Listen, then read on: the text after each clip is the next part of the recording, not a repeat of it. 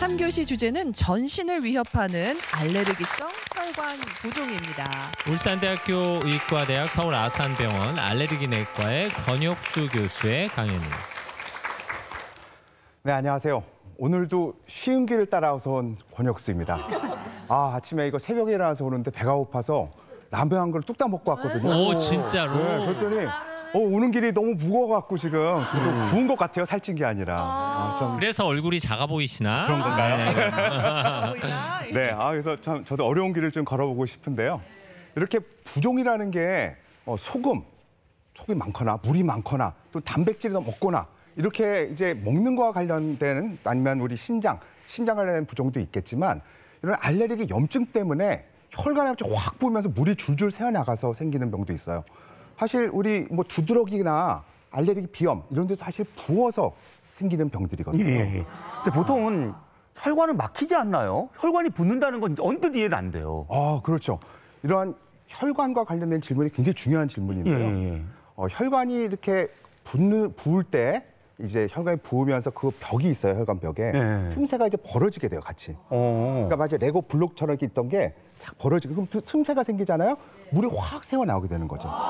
그래서 모든 알레르기 염증에는 이렇게 물이 새어나오는 거예요. 그렇기 때문에 코도 붓고 두들기는데 이게 온몸에 생기게 되면 어떻게 되냐면 온몸이 부을 수가 있는 거죠. 근데 그것도 단시간 내에. 그래서 저희가 알레르기성 아나필락시스 이런 얘기 들어보잖아요. 온몸에 갑자기 혈관이 부어서 물이 줄줄 새어나오면은 갑자기 손발이 띵띵 붓고 심지어는 혈관에 물이 빠져나가기 때문에 혈관이 압력이 떨어지면서 초포까지 오는 아나필락시스까지 생길 수가 있습니다. 그래서 오늘은 이러한 혈관 부종에 대해서 좀 더 자세히 한번 알아볼게요. 우선은 피부의 구조에 대해서 한번 알아보도록 하겠습니다. 왜냐하면 피부가 이런 두드러기 혈관 부종이 가장 많이 생기는 곳이잖아요. 맨 위에 표피라고 돼 있어요. 이게 우리 살짝 베이면 하얗게 일어나는 데가 이제 표피겠고요. 진피라는 게 뭐냐면 우리 돼지 껍데기 구우면 쫀득쫀득가 있죠. 오겹살. 그 오겹살 쫀득쫀득한 데가 진피예요. 그리고 이제 보통 이런 손이나 발에는 툭툭하고요. 눈이나 입술은 굉장히 얇습니다. 그리고 밑에 이제 지방층이 있게 되는데요. 이런 두드러기 같은 경우는 저 진피 중앙에 생겨서 볼록 튀어나온 거겠고 이렇게 알레르기 혈관 부종, 두드러기가 비슷한 친척인데 얘는 저 진피와 피하지방 저 경계선 있죠? 그 아래쪽에, 진피 아래쪽에 생기면은 이렇게 쭉쭉 더 많이 부을 수가 있어요. 그리고 지방층 위쪽으로 이렇게 쭉 넓게 퍼져나갈 수 있기 때문에 여기만 두드러기 안에 팔이 띵띵 붓거나 얼굴이 다 붓거나 이런 식으로 생길 수가 있고요. 그런데 이제 저희 보시면 혈관들이 굉장히 많죠. 그런 알레르기성 부종이 저 혈관에 확 부으면서 생긴다. 이렇게 이해하시면 될 것 같습니다. 다음 영상 한번 보실게요. 이제 피부나 점박 주변에는 이렇게 주변에 동그랗게 생긴 알레르기 세포들이 있는데 이런 데가 자극이 되면요. 혈관을 확장하는 물질을 확 내요. 그리고 저기 물 확 부으면서 벽에 틈새가 확 벌어지면서 물이 쫙 새어나게 되니까 주변에 이렇게 띵띵 붓게 돼요. 근데 알레르기성 반응이 빨리 일어날 때는요. 저 반응이 5분 내로 확 생깁니다. 5분? 그래서 멀쩡하던 손이나 발이 갑자기 5분, 10분 내에 띵띵 부으면서 막 아프고 안 부을 수 있고 눈도 이렇게 보면서 눈이 부어버리면 눈이 내려와서 앞이 안 보일 정도로 붓는 거예요. 그래요? 네. 그래서 이렇게 입술 같은 것도 해서 얼굴을 자기 형체도 모르게 상하게 변하는 것도 있는데 이러한 단순하게 이렇게 얼굴이 붓는다 외에도 이렇게 빨갛게 되는 홍조, 그다음에 가려움증, 그다음에 붓고 이게 점막이나 이렇게 안쪽에 생기되면은 호흡곤란. 그리고 아까 초반에 제가 말씀드렸지만 성대 있죠? 말하는데. 거기가 부어버리면요 목소리가 쉬면서 말이 안 나오다가 숨공이 막히는 경우가 있어요. 응급실을 가셔야 돼요. 큰일 나겠네요. 네, 그래서 이걸 후두부종이라고 하는데 후두부종. 다 연결돼 있는 혈관 부종의 하나의 현상이라고 보시면 될 것 같습니다. 머리가 빠지는 건 아니죠? 한 번도 머리 빠진 적은 본 적이 없는 것 같아요. 그래서 홍조, 부기, 가려움증 이런 건 봤지만 탈모는 본 적은 없는 것 같습니다. 머리가 부을 수는 있나요? 부을 수는 있지만 머리카락은 안 빠져요. 예. 네, 참고하시면 좋을 것 같고요. 근데 이게 호흡기만이 아니라 장에도 생길 수가 있어요. 장 전망에 보면요. 장이 갑자기 쥐어짜는 복통이 생기고요. 막 쥐어짜으니까 아픈 게 위로 튀어나와요. 그래서 메스껍고 토할 수도 있고 밑으로는 설사가 나올 수도 있습니다. 근데 어떤 분들은 이런 다른 데보다는 이렇게 장 증상으로만 있어서 열심히 막 오랫동안 내시경도 해보고 이러는데 다 멀쩡하고 아무 문제 없는 경우도 꽤 있는 것 같아요. 근데 저한테 한참 있다가 왔는데 알고 보니까 혈관 부종으로 진단이 됐던 거죠. 그래서 이렇게 좀 다양한 증상들이 있다는 걸 잘 알고 계시는 게 중요할 것 같습니다. 자, 그러면은 이러한 그 원인과에 대해서 좀 자세히 한번 알아보도록 하겠습니다. 가장 흔한 원인은 식품이라고 보시면 될 것 같아요. 우리 음식 알레르기 흔하잖아요. 그래서 뭐 이것저것 먹고 생길 수도 있는데 가장 흔한 우리 입술이나 이렇게 붓는 흔한 원인 중에 하나는 바로 우리 꽃가루 알레르기와 관련돼 있는 꽃가루 음식 알레르기 증후군. 예전에 이걸 구강 알레르기 증후군이라고 얘기를 했어요. 어떤 거냐면요, 이런 거예요. 제가 사과나 뭐 과일 이런 걸 먹으면 입이 가렵거나 이런데 어떤 경우는 입술이 부어요. 이런 경우도 있고요. 또는 견과류 먹고 목이나 이런 데가 목소리가 변하고 입술이 띵띵 부어서 저는 수많은 과일, 이 과일, 저 과일, 복숭아, 견과류 다 못 먹어요. 이런 분들이 있어요. 근데 사실 이런 경우는 음식 알레르기 이렇게 많은 게 아니라 사실 꽃가루 알레르기인 거죠. 꽃가루가 나중에 자라면 뭐가 돼요? 나무가 되고 열매가 되고 씨가 되고 이러잖아요. 그래서 꽃가루에 있는 단백질 성분이 이런 식물에 굉장히 많이 공통된 게 있어요. 그래서 그런 분들이 이제 꽃가루 비염이 있는 분들이 많은데 환절기 때 그런 사과를 먹고 입술이 띵띵 붓는 분들이 입 입장에서 보면 이런 거예요. 아니 우리 주인이 왜 이렇게 꽃가루를 입안에 많이 쳐넣었지? 이렇게 착각을 하는 거죠. 똑같은 물질이 있으니까 견과류나. 그래서 이렇게 다양한 것들에 있어서 입술 붓고 이런 분들은 내가 환절기 때 비염도 있다 그러면 꽃가루 알레르기 연장이다 이렇게 하시면 될 것 같고요. 네, 명색이 주인인데 쳐넣었다는 표현을 쓰시니까 좀 당황스럽긴 하네요. 네네. 제 몸의 세포들이 저를 좀 낮게 보는 경향이 좀 있는 것 같습니다. 네네. 아이고 자긍심이 좀 낮아서. 아닙니다. 네. 저희 애들과의 대화는 항상 이렇습니다. 그렇죠. 그다음에 곤충이나 벌레가 또 물리면 이렇게 한 발 띵띵 붙는 경우도 있어요.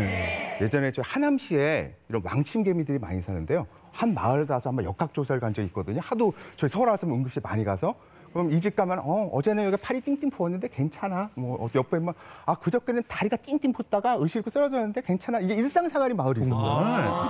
왜 망치게? 요즘은 근데 이제 싹 밀어버려서 아파트에 세워서 이제 더 이상 안 오시는데 10년 전에는 그런 적이 있었어요. 이만큼 곤충 알레르기도 이런 원인 모를 부종의 원인이 될 수 있다. 곤충도 알레르기가 있군요. 안타까운 거는 여러 검사를 해봐도 이렇게 갑자기 붓고 눈이 붓고 입술이 알레르기 염증에 갑자기 붓는 경우에 원인을 못 찾는 경우 많고 이런 것들을 특발성 혈관 부종이라고 얘기를 해요. 그래서 저희가 어쨌든 검사를 해봐야 되고 원인을 찾아야 되고 원인이 없다면은 그냥 원인 없이 적극적인 치료를 하는 쪽으로 가야 되는데요. 그중에 좀 드물지만 유전성 혈관 부종이라는 군도 있습니다. 그래서 이거는 이유 없이 그냥 팔다리 이런 데가 있는데 너무 안타까운 이런 분들이 아까처럼 갑자기 복통이 나서 일주일 동안 떼글떼글 구르면서 직장도 못 갔고요. 발이 너무 띵띵 부어서 걷지도 못하고 신발도 못 신어요. 근데 어떠한 약도 안 들어요.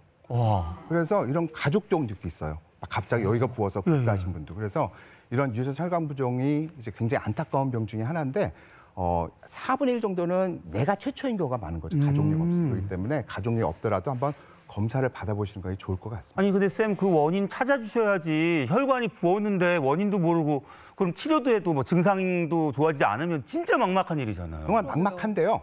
이제 전문적으로 그걸 명확하게 진단을 받으시면은 또 특수 신약들이 많이 있습니다. 그렇기 때문에 일상생활에서 그런 치료제가 없다 하더라도 거기에 대한 정확하게 진단을 받으시면은 어떤 최근에 나온 그런 약들로 정확하게 증상 개선을 할 수가 있다라고 안심시켜 드릴 수 있을 것 같습니다. 사실 환자 입장에서는 의사 선생님들이 원인을 모른다 그러면 제일 황당해요. 네. 진짜 막막해요. 근데 사실 원인 모르는 게 너무 많잖아요. 우리 고혈압도 사실 체질이에요 이렇게 얘기하지 뭐 이런 이유라고 얘기할 수 없기 때문에 저희가 이런 것도 어떻게 보면 많은 경우가 면역 체질과 관련돼 있다. 그렇게 저희가 설명을 많이 드립니다. 그래서 가장 중요한 거는 이제 치료겠죠. 그래서 치료는 그냥 간단하게 두 가지로 구분할 수 있을 것 같아요. 이렇게 갑자기 생긴 혈관 부종은 이런 항히스타민제 있죠. 우리 비염약 또는 스테로이드를 먹고 확 가라앉는 경우 아니면 이런 항히스타민제 스테로이드를 써도 전혀 반응이 없는 경우 이렇게 크게 두 가지로 나눌 수 있을 것 같고요. 병원에 이제 보통 가시잖아요. 그래서 치료받고 주사도 맞고 이랬을 때 싹 가라앉는다. 그럼 이런 좀 알레르기성 혈관 부종에서 가까울 수가 있겠고요. 이런 항히스타민제 스테로이드 주사 맞고도 아무 반응이 없다. 그런 경우는 좀 다른 최신에 나온 다른 약제들을 써볼 필요가 있지 않을까 생각을 합니다. 그래도 가라앉기만 하면 크게 걱정 안 해도 되는 거죠. 가라앉기만 우선은 크게 걱정을 안 하셔도 됩니다. 그러면 이제 스테로이드 주사도 혈관 부종에도 도움이 되는 거예요? 그럼요. 급성으로는 도움이 많이 될 수 있는데요. 저희가 그래서 만약에 이런 혈관 부종들이 뭐 1년 내내 가는 게 아니라 보통 갑자기 유머로 일주일 생겼다 없어지기 때문에 스테로이드 1, 2주 이렇게 맞는 건 상관이 없는데 문제는 스테로이드가 오래 쓰면 부종이 너무나 많죠. 그리고 약 때문에 붓는 걸 이지양 약생께 전에 말씀드렸지만 스테로이드 오래 쓰면 그것 때문에 많이 부을 수가 있어요. 이렇게 붓는다고 살도 찔 수 하더라고요. 있고. 그래서 한 1, 2주 이상 간다 그러면은 좀 전문 병원에 가셔서 스테로이드 외에 다른 그 원인에 맞는 치료를 적극적으로 받아보시는 것이 가장 좋겠습니다. 자, 그래서 이렇게 이제 가장 이런 혈관 부종에 중요한 있는 분들은 그래서 아까 말씀드린 것처럼 다른 부종과 이걸 구별을 하는 게 가장 중요하겠고요.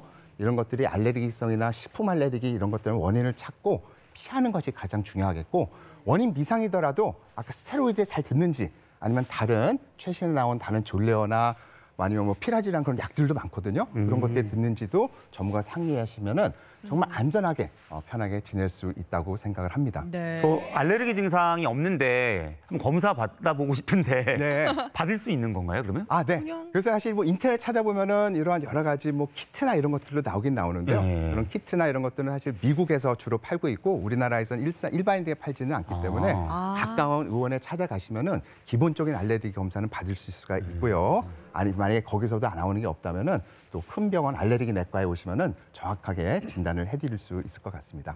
과거에는 그게 알레르기의 원인이 됐는데 어느 날 시간이 지나 보니까 좀 괜찮아지기도 하고 그러나요? 네, 이런 알레르기도 또 나이가 들거나 시간이 지나서 변할 수가 있겠고요. 하죠. 예, 맞습니다. 예. 그래서 아기 때 많이 있던 알레르기도 막 띵띵 붓고 이래도 어른 되면 없어지는 경우가 있기 때문에 평생 가지 않으니까 없던 게 생기기도 하고. 없던 게 당연히 생기기도 할 수 있죠. 예. 어린 시절에 복숭아 못 먹었다고 평생 못 먹을 게 아니라 한번 검사를 받아보는 것도 필요하겠네요. 맞습니다. 그럴 수 있고 그렇지만 어른에 대해서 생기면은 좀 평생 가는 경우는 좀 있습니다. 네, 그래서 오늘 혈관 부종 강의 마무리하도록 하겠습니다. 그래서 혈관 부종은 원인이 이런 피부나 점막, 기관지, 호흡기에 이런 여러 가지 면역과 관련돼 있고 그게 혈관을 확장시켜서 갑자기 물이 새어나 생기는 병인데 원인이 다양하니까 꼭 반드시 정확한 검사 받아보시고요. 치료가 신약서부터 여러 가지가 다양하게 많기 때문에 좌절하지 마시고 이렇게 잘 듣는 약을 꼭 찾아보시면은 정말 건강하게 지내실 수 있지 않을까 생각을 합니다.